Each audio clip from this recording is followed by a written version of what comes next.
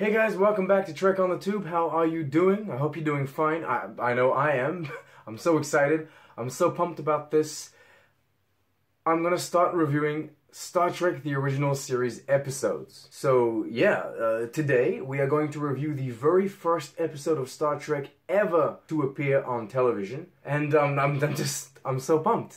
It's awesome. Before we jump in though, considering this is the first video in this playlist, I do want to talk about a few things, so bear with me for just a bit. So yeah, this is the beginning of my Star Trek The Original Series review and Easter egg series. I'll be making a playlist out of them exactly like I did with the Picard reviews or the Discovery ones. The difference here is these reviews won't be week to week. I'll be doing them basically when I have the time. You know, when the channel isn't overflowing with other reviews or it has other projects. Yeah, I'll be doing them now and then. That was the easy part. Now let's get a bit more technical. Star Trek The Original Series, unlike modern shows, has two generally accepted orders, the production order and the release order. Now I'm not going to get into which one is more valid than the other, if that's even the case. I simply wanted to say that I'll be reviewing the shows in its release order because I want to, in a way, pretend that we are the audience of the 60s. The Man Trap, the episode that we're going to talk about today, was the first ever episode to be broadcast. It was the first piece of Star Trek anyone ever got to see on TV, and so yeah, I find it interesting for the sake of these reviews to put myself in that same situation as the audience of the time. There's also a point to be made about the Easter eggs and references. When talking about, say, Star Trek Picard or any other modern Star Trek show, it's always fun to have a segment breaking down every little detail that calls back to older iterations. Did we recognize a name? Have we already been to this planet? Is that yet another bottle of Romulan ale?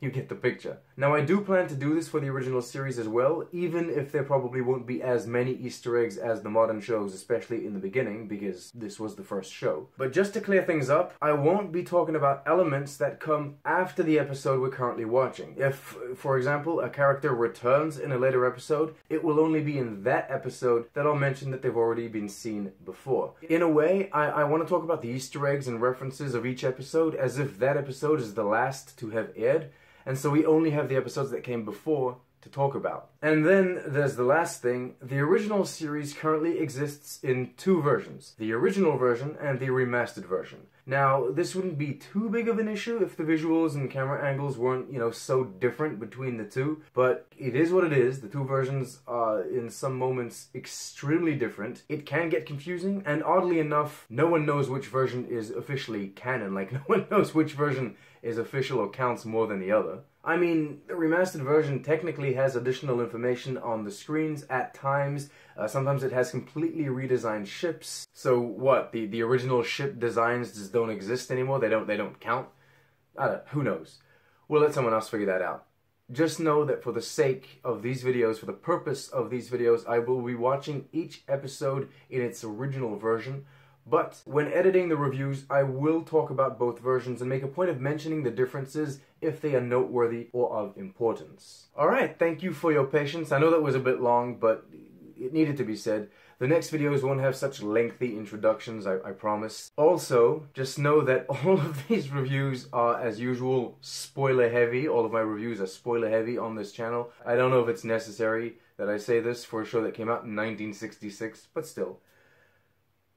Let's jump in, let's dive in. Star Trek The Original Series, Season 1, Episode 1, The Man Trap. What a peculiar beginning to a show. What a strange way of presenting a new show to the world. And I know, as we kinda just mentioned, this wasn't originally intended to be the pilot, and yet, here we are, diving into the world of Star Trek with essentially no context whatsoever. It's not explained who the characters are, what their greater mission is, but you know what?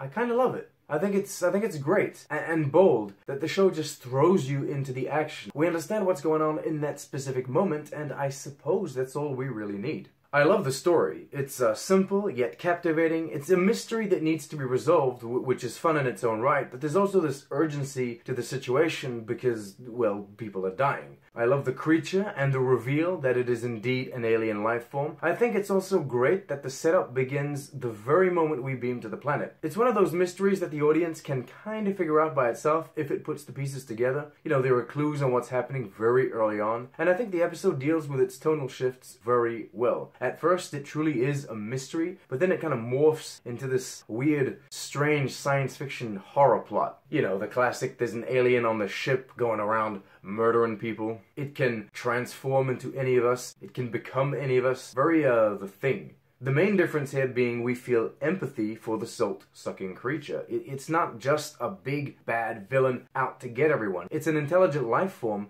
that feeds on salt and is starving. There hasn't been salt on its planet for, God knows how long. And to top it all off, it's the last of its kind. The episode truly puts you in a position where you question your own convictions. You need to save your crew, your friends, yes, of course, but you're putting an end to a species by killing this beast. It's pretty heavy stuff, which all the performances are able to translate very well. McCoy is confused and sad and desperate as he fires on the beast at the end. The guy from the planet, who initially acts like a jerk, changes as the story progresses, and we end up understanding his point of view. The defensiveness he had when the ship first arrives eventually just seems justified. The problem with the episode lies with its pacing. Once it's revealed that we're dealing with a shapeshifter and it beams onto the ship with Kirk and McCoy, a very, very long moment begins where we follow the creature around, observing, learning, but that kind of has no payoff. In the end, the creature dies, so we invest all of this time in its, going abouts for nothing. Essentially. Maybe it was all to build tension, but if that's the case, then it wasn't very well executed. Because even if people are dying, our crew is in danger, and, everyone is on the clock, essentially, the audience, didn't feel the pressure.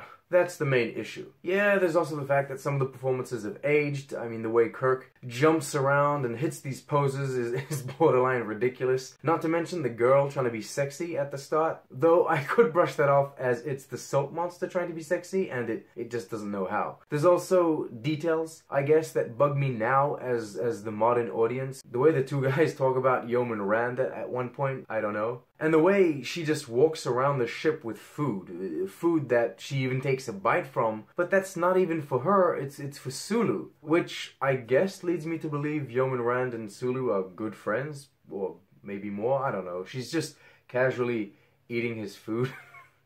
What a strange moment, that whole thing in the Arboretum. I actually think that all the character work throughout the entire episode is really great, and the dialogue, for the most part, is good as well. The back and forth between Kirk and McCoy is really nice, especially how they get into this sort of fight, but then resolve it professionally and kindly and as friends. So, yeah, overall, it's a pretty good episode. It might not be the best original series episode, but it's not bad. And I think that overall, it's one of the stronger Star Trek beginnings.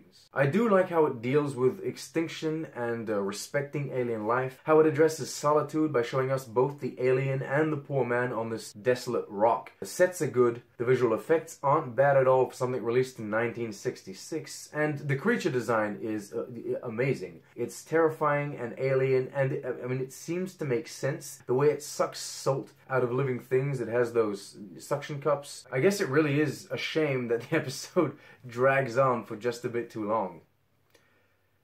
And there you go. That's it. That's my first ever review of Star Trek, the original series. What did you guys think of the episode? Will you go back and watch the episode? Have you never seen it? Maybe it'll be a chance to watch it for the first time. I know that there's probably so much more to say, and that there are in-depth analyses everywhere across the internet, but I don't know. I just want to do these short reviews, so yeah.